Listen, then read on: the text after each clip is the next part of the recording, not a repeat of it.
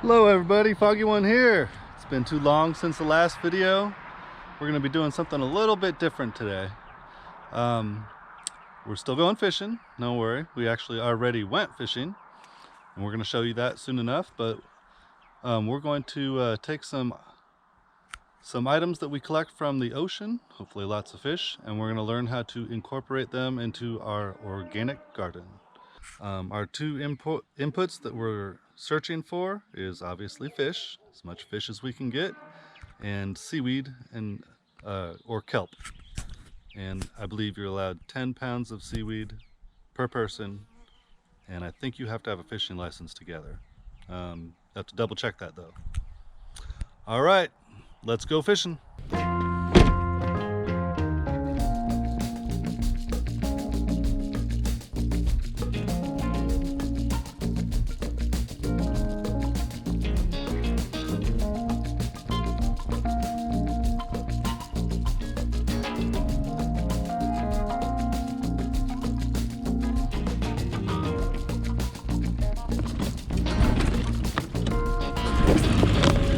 Oh, and there goes. I got them. They were sinking fast.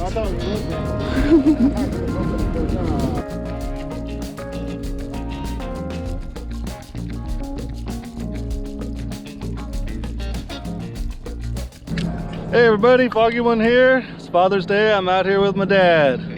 We're trying to get some rockfish. Right now we got our sabikis down.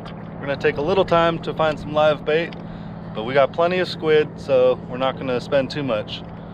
We got out here a little late, but it's a nice, beautiful day. The wind should be down. Swell's a little bit high, around 4 to 5 feet, but we're heading north. Should be an easy ride back. All right, wish us luck. All right, no luck with bait. We're heading up the coast. We're gonna go find some rockfish towards Wilder Beach.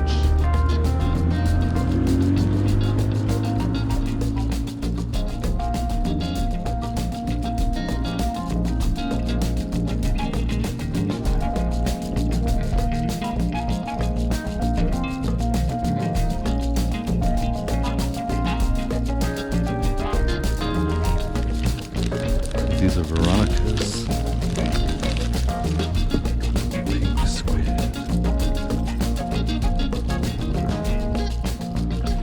Ooh, the bites are coming. So's the seasickness. Oh. Usually the fish chase the sickness away.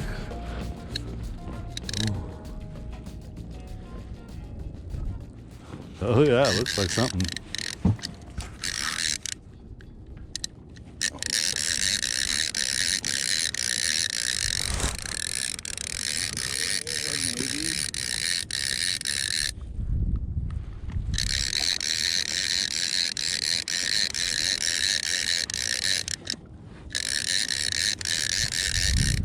Hey, there's an olive. All right.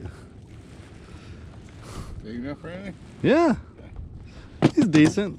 He's on the smaller side, but they say rock fishing is a little bit slow right now, so we're gonna keep the small ones until we get close to our limits. Good job, first fish, Dad. Oh, battling some seasickness. Can't forget the Dramamine. I brought some with me, I just forgot to take it the night before. So hopefully it'll be fading out from here. One more olive fish. Hey, look, you got 2 of them on there. All right. Oh, all right. Yeah, I think I got a fish. We've only been here about 2 minutes. We're real deep. 141 feet last I checked, so hopefully this guy will still be on. And we're near Santa Cruz. We've been working our way back towards the harbor. Not the best of luck today, but we got some fish in the boat still.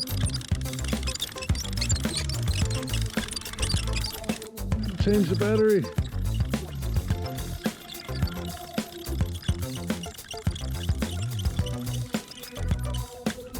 Yeah.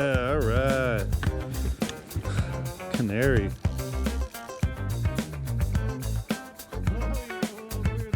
Oh, it's a ling cod. It's a little baby ling. Little calico. We're taking them all today. Like I said, if it's not going to be food, it'll be fertilizer. Good tug.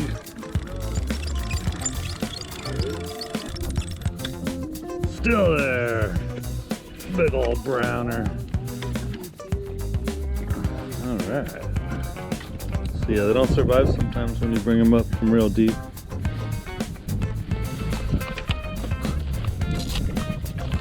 But they do make a device called a descender, where once it reaches like 100 feet, the little claw opens and it lets them go. Oh, got a tugger. Got a tugger.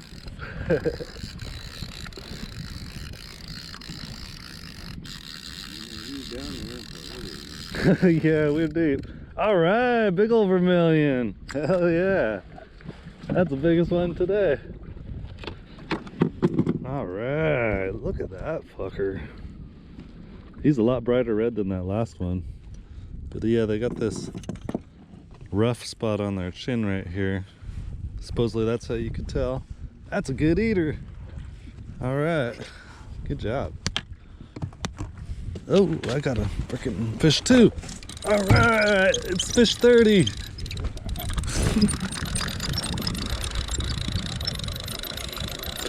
That's 3 fish back to back. I haven't even turned the camera off.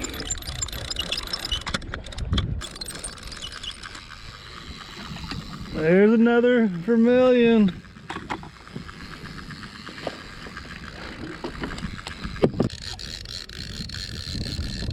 Doubles! What do you know? All right. Yeah, we're in the vermilion spot apparently. Fish count. 1, 2, 3, 4, 5 vermilion, 6, 7, 8, 9, 10, 11.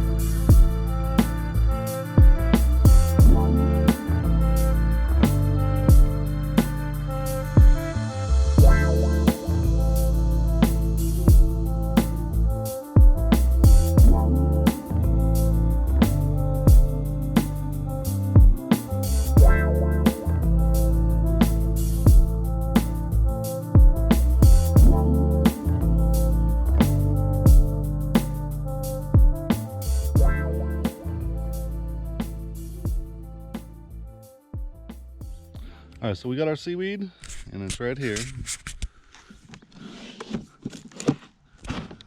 And there's a bunch of different kinds. I believe all seaweed is edible, but this is going to go to the garden like we said. And we have our compost screen right here. And basically we're just gonna dry this out in the sun, lay it all out. And then once it's dry, we're gonna crush it up and then we'll use that to top dress our garden.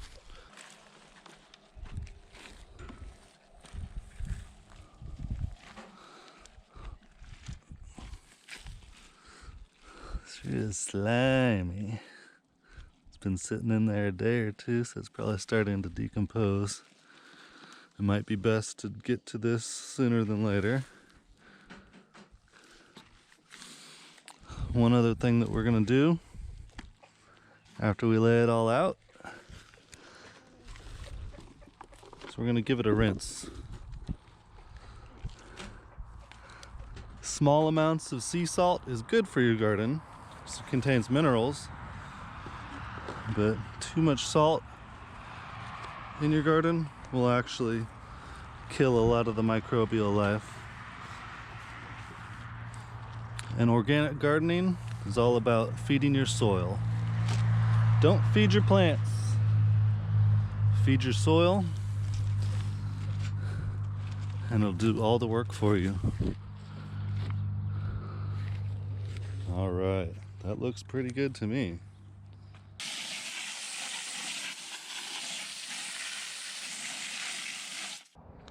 All right, on to the fish.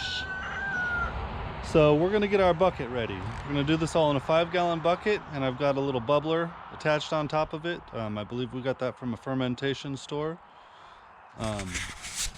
You can see that right there. Here's our bucket. So this bucket was previously used to do fish. I let it break down for a whole year. And then after a year, I strained it, and there was nothing but fish bones left. So I took the fish bones, I put them back in the bucket, I added more water, and it's been 8 months, 6 months, and now we've got a bunch of white liquidy water. I think the fish bones have broken down into the water, and I believe we can use that as a fertilizer as well. Fish bones are mostly phosphorus. The last time I bought a bag of fish bones, it was 4 parts nitrogen, 20 parts phosphorus, and 0 parts potassium. So we can probably expect a similar ratio from this fertilizer here. I don't think it's gonna smell very well, but let's get this open and see if there's any bones left to strain. Oh God, that smells horrid. All right, I need my hands free for this. Yeah, there's still some fish bones in there. I don't know about that liquid. I think I'm gonna add that liquid to my compost pile.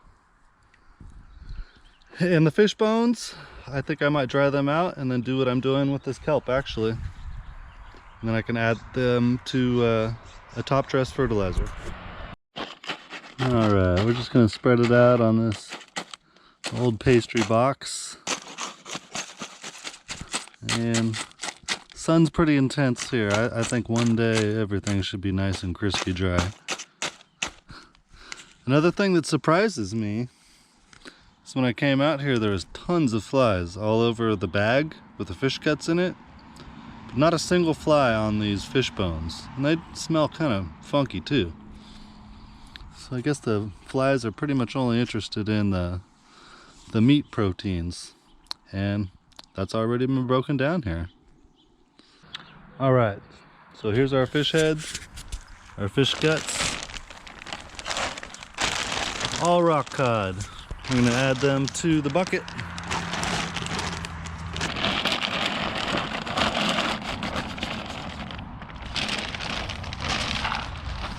There we go. That bucket's about a third full. Now I'm gonna just simply fill this bucket full of water.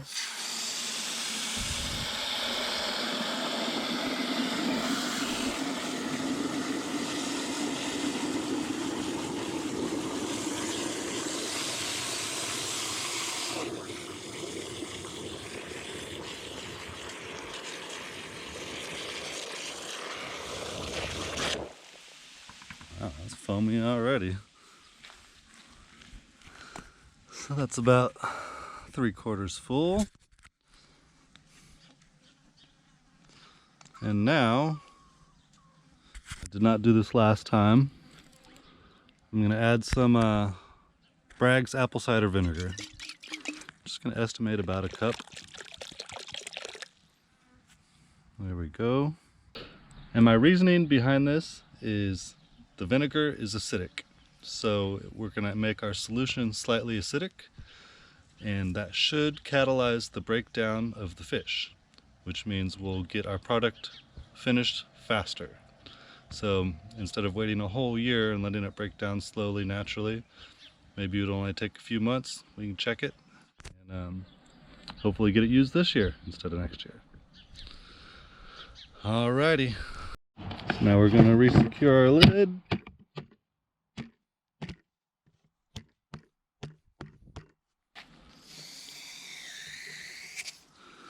All right, and the purpose of the bubbler is that when it builds gas, it'll allow it to burp and instead of explode. So if there's no relief there, then the whole thing could blow up or bust a seal in the cap, and it would start to smell a lot. Now it'll let it burp, but because of the water level, it won't allow contaminants back in. So it'll just have the good bacteria and stuff breaking it down in there. Won't have any flies or any other additionals that we don't want.